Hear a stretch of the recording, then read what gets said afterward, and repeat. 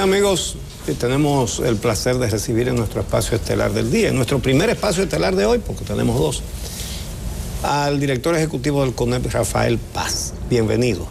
Uchi, gracias, muy buenos días. Un placer para mí estar aquí con ustedes, contigo, con Amelia y con el público televidente para hablar de temas importantes como la reforma laboral y otros temas de alto interés nacional.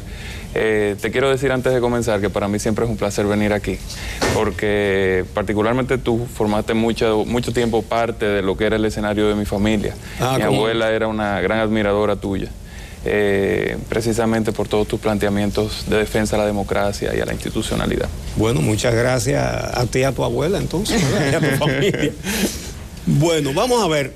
Sé que el tema de la reforma laboral que quiere el Consejo Nacional de la Empresa Privada es noticia. Se acerca otro tema que lo será también.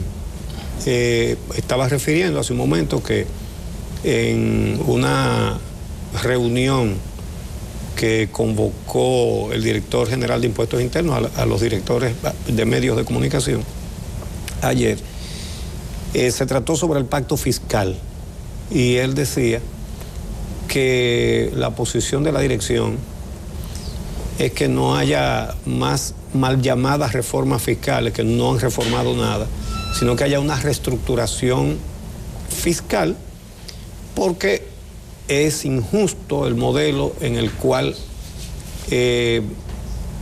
casi el 70% de los impuestos están cargados al consumo, lo que quiere decir a los más pobres. Y él decía que la posición de ellos es que se traslade parte de ese peso a los dividendos y al patrimonio, que es la manera en que paguen más lo que más tienen, y no como es ahora, que dio la buena noticia que han bajado del 72 al 67% la carga de los impuestos indirectos, que son los impuestos al consumo, que son los que pagan los más pobres. La posición del CONEP, bueno, yo sé que no han tenido tiempo de averiguarlo porque eso lo dijo él ayer, pero ¿existe dentro del Consejo de la Empresa Privada una actitud flexible a que se procure mayor justicia fiscal? Mira, Uchi, qué bueno que me preguntas esto, porque me da la oportunidad un poco de hacer un recuento de lo que ha sido el discurso y la posición del CONEP desde la pasada gran convención empresarial, que como ustedes recordarán se hizo en el año 2011, pero que quedó ya concreto y de manifiesto en lo que fue un discurso del presidente del CONEP, Manuel Díaz Cabral, el año pasado en la Cámara Americana de Comercio, donde nosotros hacíamos una gran propuesta de pacto por el empleo formal en la República Dominicana. La última vez que yo tuve el placer de conversar con ustedes, un poco delineé los 9 ejes de acción de ese pacto por el empleo formal. Uno de ellos era toda la reestructuración del sistema educativo dominicano, y por eso viste que nos involucramos de lleno en el pacto por la educación que manda la Estrategia Nacional de Desarrollo. Tanto el pacto eléctrico, cuya discusión se iniciará en los próximos días, como ese pacto fiscal, son un mandato de la Estrategia Nacional de Desarrollo. De hecho, el año pasado, a principios de 2012, cuando se definió lo que fue una reforma tributaria, se tenía la idea de que ese era el pacto fiscal que mandaba la Estrategia Nacional de Desarrollo. La posición del sector empresarial en aquel momento era que no estaba dispuesto a discutir ninguna nueva reforma que fuera al margen de ese pacto fiscal. Quiero conectar todo el tema que acaba de señalar del problema de la estructura tributaria hoy con un tema que nosotros hemos venido resaltando y que es la piedra angular de esa propuesta de pacto por el empleo formal, y es todo lo relativo a los niveles de informalidad de la economía dominicana. Como sabes, y como recordaron a nuestros amigos televidentes, mi querida Amelia, el 65% de la economía del sector privado de la República Dominicana está en la informalidad.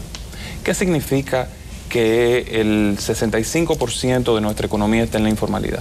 Si lo miras desde una perspectiva de los derechos laborales, por ejemplo, significa que hay un 65% de personas que no tienen salario mínimo, que no tienen tope en la jornada laboral, que no tienen seguro médico, que no tienen pensiones, no tienen vacaciones, doble sueldo, todos los derechos que están consagrados en la legislación laboral. Pero si lo miras desde otras perspectivas, por ejemplo la fiscal, significa que tú tienes un 65% de los actores del sistema económico de las empresas que no están contribuyendo con los impuestos directos.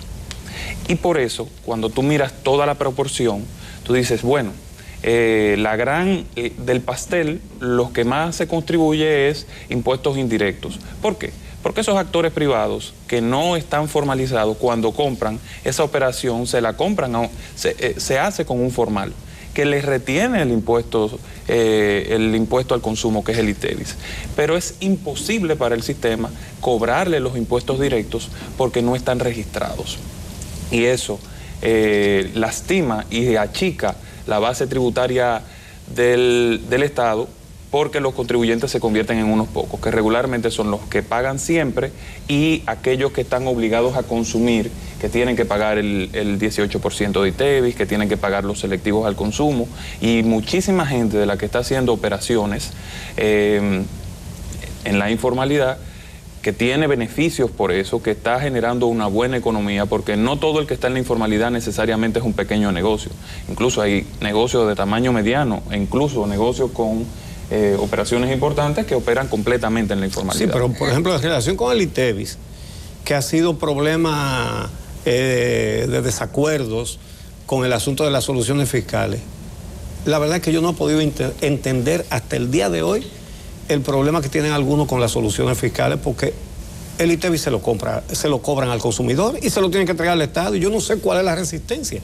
Si ya usted cobró, usted vendió un par de zapatos, usted le cobró al que lo compró el ITEVIS, ¿y cuál es su renuencia a que le pongan un aparato para que ese dinero que no es suyo se vaya rápido al Estado? Ahí vienen dos problemas esenciales. El primero es que inmediatamente tú registras todas tus operaciones en esa solución fiscal, ya se te calcula el impuesto sobre la renta sobre la base de esas operaciones. Bueno, pero viene un hay problema, que pagar los impuestos. Viene un problema peor, Uchi. Y yo sé que este tema es de mucha sensibilidad, principalmente para las microempresas. Viene el pago de un impuesto que prácticamente descapitaliza los negocios pequeños, que es el 1.5% de anticipo.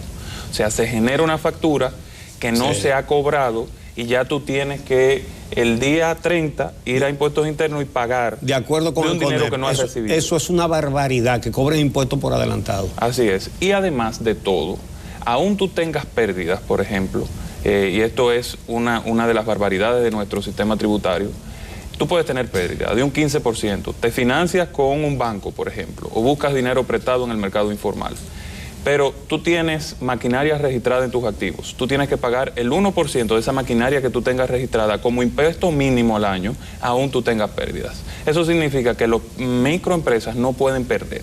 Si tú sumas eso con todas las complicaciones que nosotros hemos venido relatando sobre los efectos de nuestra legislación laboral en las empresas, fundamentalmente en las pequeñas, las medianas y las micros, entonces tú tienes un escenario tétrico en la República Dominicana. El 80% de las pequeñas empresas, de las pymes, quiebran antes de los 2 años. Entonces, ¿nosotros qué hemos dicho? Tenemos que sentarnos en la mesa a definir, entendiendo esta realidad, a definir las bases de la economía de los próximos 20 años. Porque si no lo hacemos, vamos a tener un problema general.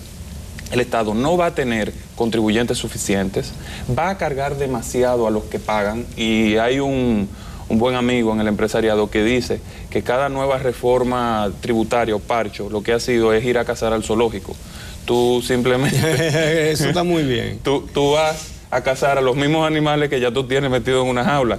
No, tenemos que ampliar la visión, tenemos que sumar a la mayor cantidad de gente al sistema tributario, a la formalidad, para que se distribuya la carga, pero también para que el Estado tenga mayor capacidad. Pero además de todo, tenemos que lograr, y estos son dos de los retos que tenemos en los próximos años. Primero, que la economía se formalice para que más empresas y trabajadores estén cubiertos por la legislación y por los derechos que garantiza el Estado dominicano.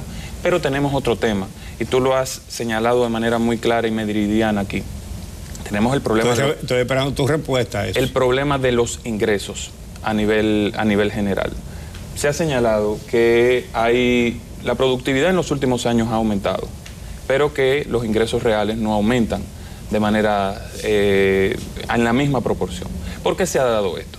Tú recordarás que en esos años en que ha aumentado la productividad hemos tenido 10 parchos tributarios, pero además a eso se sumó una carga importante que se llama el sistema de seguridad social.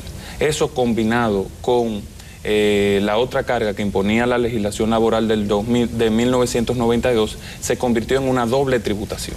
Y eso, en vez de contribuir a que mejoren los salarios, lo que ha contribuido es a que en la medida en que esas cargas aumentan, se quedan los salarios con ventaja. Y por eso nosotros estamos diciendo, tenemos que revisar esas cargas. ¿Por qué?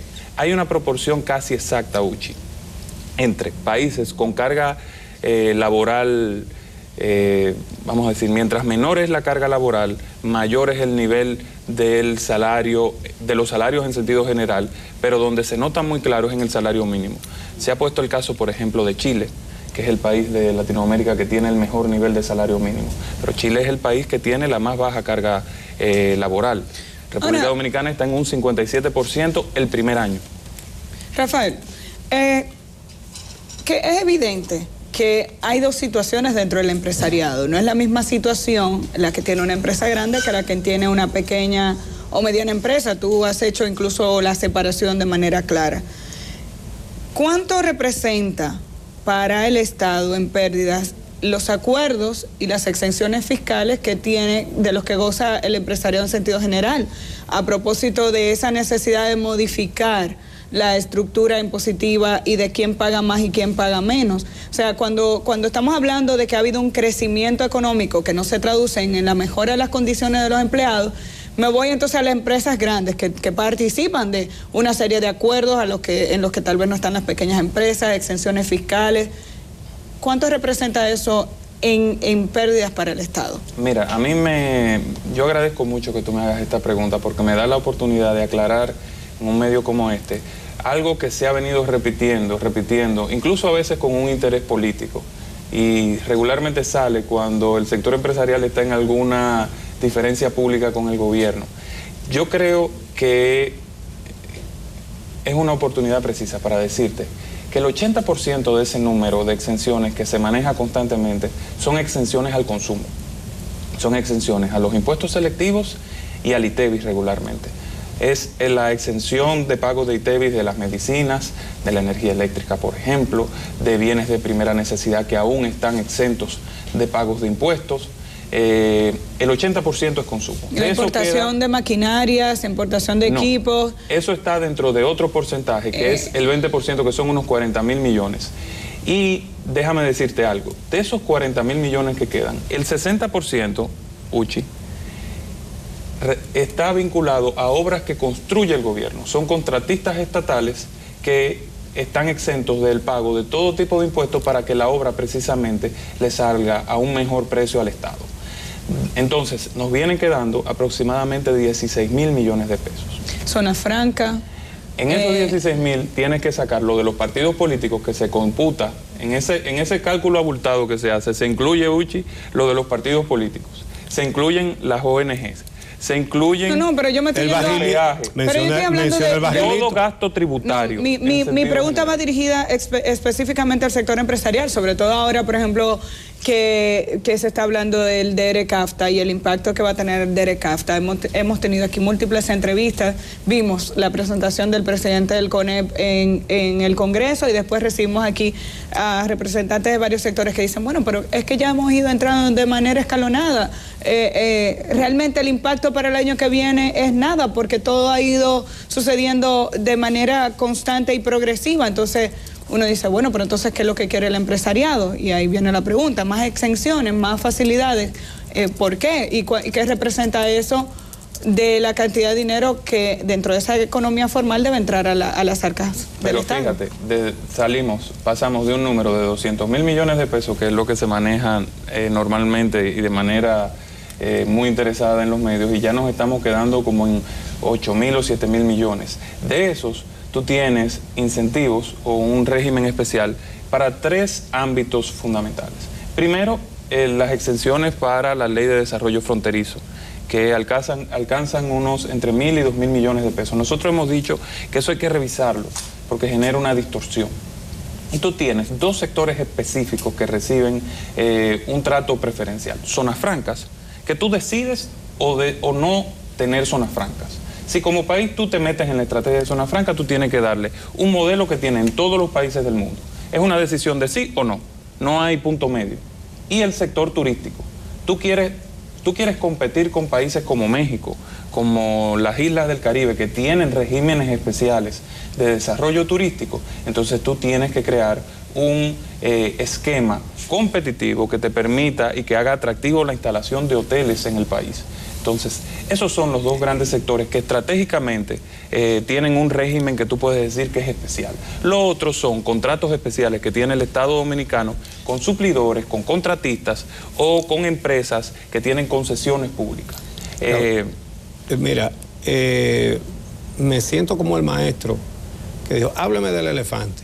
El elefante es un animal grandote, con un rabito chiquitico que parece una culebrita. La culebra, tú me saltaste del pacto fiscal a la reforma laboral, que es un tema de interés de ustedes en este momento.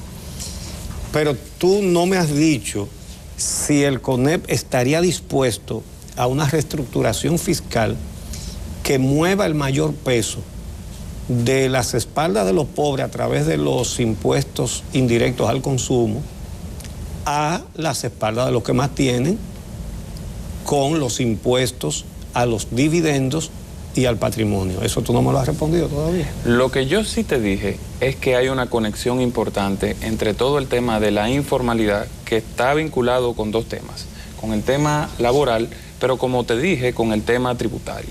Si no logramos que se formalice la economía, vamos a tener una gran distorsión, y yo creo que este número a ti te va a espantar. Cuando tú revisas y comparas, y eso lo hizo una firma que es consultora nuestra, que se llama Ecocaribe, donde está Isidoro Santana, Manuel Coco, economistas excelentes. Cuando comparas la carga tributaria de aquellos que pagan con los que no pagan, te vas a dar cuenta que hoy el promedio de los que pagan impuestos está en un 36% de presión tributaria. Los que no pagan están por debajo de un 8%. Eso significa que tú tienes actores que están fuera del sistema, que están informalizados, que no están contribuyendo en la medida en que tienen beneficios. Para resolver eso tenemos que crear las condiciones para la formalidad. Para eso necesitamos dos cosas esenciales. Ya tú estás otra vez en el empleo formal, la reforma laboral, pero no me has dicho si el CONEP estaría de acuerdo con la reestructuración fiscal. Nosotros estamos de acuerdo con discutir un pacto fiscal que revise todo el tema del gasto público, que mejore la calidad del gasto, sí, que trabaje con la base tributaria para ampliarla, para hacer el sistema más manejable, principalmente para las pequeñas empresas, y que distribuya de manera adecuada la carga entre todos aquellos que participan en la actividad económica. No podemos seguir con un sistema tributario que tiene un sesgo antiexportador. No podemos seguir con un sistema tributario que le hace imposible a las pequeñas empresas y a los individuos pagar impuestos. ¿Por qué nosotros tratamos tanto el tema de la informalidad? ¿Y por qué yo trato tanto el tema de la reestructuración fiscal? Porque hay una injusticia de fondo que se debe cambiar. Pero yo creo que nos vamos a quedar sin saber la posición del CONEP. Ahora, Paz, ya que tú quieres ir al tema de la reforma laboral, la pregunta es, ¿por qué está el CONEP tan seguro que modificando las condiciones y los beneficios que tiene hoy en día el empleador, se va a asegurar que personas que están en el negocio informal entrarán a la formalidad? Uno. Y dos, si estaría dispuesto el CONEP en hacer una separación en esas modificaciones entre las grandes empresas y las pequeñas y medianas empresas. Mira, gracias por hacerme esa pregunta, porque sí, eso yo sé que la estabas esperando. Me permite decirte que cuando te vas, ¿por qué nosotros estamos tan seguros de que esto va a ser beneficioso para el país? Y que va a producir tres efectos fundamentales. El primero, va a formalizar la economía, lo que va a tener un impacto en el sistema impositivo también. Va a ampliar la cantidad de derechos de... Pero es que el que no pague impuestos le va a dar lo mismo. Va a querer pagar, va a querer formalizar al empleado y después empezar a pagar impuestos. Mejor quedarse fuera. Oye lo segundo que va a suceder. Va a ampliar la cantidad de derechos de personas beneficiadas de derechos laborales en la República Dominicana y personas cubiertas por la Seguridad Social, que es la principal conquista que tienen los trabajadores dominicanos, acceder a un sistema de seguridad social. Y lo tercero que va a producir es un impacto inmediato en el nivel de ingresos de los trabajadores. ¿Por qué? Porque en la medida en que tienes una menor carga, ¿y a qué me refiero con carga? Es el pago que hace la empresa a otra persona que no es el trabajador por generar un empleo. Aquí, el pago indirecto o el pago que no beneficia directamente el bolsillo del trabajador que tiene que hacer la empresa es una proporción de 57 centavos el primer año contra $1. Por cada peso de salario que pagas, tienes que buscar 57 para cubrir cargas adicionales. Eso imposibilita y limita la capacidad de crecimiento en el tiempo de los salarios. Entonces, estamos diciendo, vamos a reducir esa proporción de carga para que eso libere el crecimiento de los salarios. Cuando te vas a Latinoamérica, mientras menor carga laboral hay, mayor crecimiento y evolución de los salarios. Entonces, esta reforma laboral va a producir un beneficio inmediato en nuestra economía que va a tener muchísimas ramificaciones. Evidentemente, eso va a haber que complementarlo ya con un pacto fiscal en su momento, como manda la Estrategia Nacional de Desarrollo, que haga el sistema impositivo o que le dé una característica proexportadora, que facilite el pago de impuestos y que haga que los pequeños contribuyentes lo puedan hacer de manera fácil. Porque hoy, además, tú tienes que tener un contable, un auditor, un abogado, sí. Y esos son costos y procesos para gente que en su mayoría, según los estudios que nosotros hemos hecho, me estoy refiriendo a los microempresarios, hay una gran proporción que no tiene formación universitaria o media. Entonces tú se lo estás poniendo, como dicen por ahí, en China. Entonces, tenemos que avanzar en la reforma laboral, que ya está convocada, que ya hay un proceso abierto, que va a ser beneficioso para el país, para luego afrontar los demás retos que tenemos. Lo importante aquí, Amelia, es que como país tenemos que tener la capacidad de sentarnos en la mesa del diálogo a discutir los temas, no importa cuán complejos puedan ser, para que nos reestructuremos, para que avancemos. Tenemos muchos temas pendientes. ¿Por qué el Estado ha tomado todas las medidas del mundo para aumentar el gasto público, utilizar el dinero en obras, en transferencias directas, y no aumenta el nivel de bienestar de los dominicanos? Porque la única manera efectiva de salir de la pobreza es a través del empleo formal privado, que es el que da libertad, que es el que te permite desarrollar tu propio proyecto de vida, que es el que te hace desarrollarte de manera independiente y en libertad total. Y esa es la apuesta nuestra. Nosotros estamos apostando a una República Dominicana de ciudadanos libres, que lo logren a través de un empleo formal privado que sea la piedra angular del desarrollo dominicano. Y por eso estamos empeñados en todo este tema de la reforma laboral. Yo quiero, antes de cualquier otra cosa, si me lo permiten, hablarles de un panel que tendremos mañana a las 6 de la tarde en Estudio 360, en escenario 360, eso es en la Plaza 360 en la Kennedy, donde vamos a estar discutiendo todos estos temas relativos al mercado laboral, a la informalidad y a la propuesta del CONEP, otro gráfico del empleo, a la propuesta de CONEP de reforma laboral. Ahí vamos a tener un panel de expertos de primer nivel. Va a iniciar con una ponencia del pasado presidente de la Suprema Corte de Justicia, Jorge Suberoiza, conducido por Nuria Piera. Que es conducido por Nuria Piera y con una ponencia inicial del magistrado Suberoiza, que es uno de los más importantes especialistas y expertos en República Dominicana en reformas legales y en reformas del sistema de justicia. Pero va a haber luego un panel de discusión entre economistas y abogados, donde vamos a tener a Eduardo Jorge Prats, que es una de las grandes voces autorizadas en derecho constitucional, Carlos Hernández, que es la nueva estrella del derecho laboral, hijo de Lupo Hernández Rueda. Vamos a tener a Pedro Silverio, un economista de primera categoría, y a Ernesto Selman, que también es uno de los grandes pensadores económicos de la República Dominicana. Y ahí se van a estar discutiendo todos estos aspectos que hemos estado un poco tratando en los medios de comunicación y que ya merecen mucho la pena que se discutan en el foro académico, que es el que permite mayor amplitud. Muchísimas gracias, Rafael. Yo, aunque Rafael no nos respondió el asunto de la reestructuración fiscal, yo me voy a poner optimista. Y como él expresa que el CONEP, los empresarios en general, están tan interesados en que los trabajadores estén mejor, voy a llegar a la conclusión de que el CONEP va a apoyar la reestructuración fiscal para que se bajen los impuestos al consumo que pagan los pobres y se aumente el impuesto a los dividendos y al patrimonio que pagan los ricos. Estoy seguro de que van a estar de acuerdo y que no va a haber conflicto ninguno. Todo a su debido tiempo. Seguro. Siempre vamos a apoyar todo lo que ayude a desarrollar el país. Pues gracias, Rafael. Gracias a todos, pero no se nos vayan, porque en un momentito vamos a nuestro espacio estelar de hoy, a la directora de Compras y Contrataciones, Yocasta Guzmán. Vamos a hablar un par de temas de interés de todos con esta funcionaria.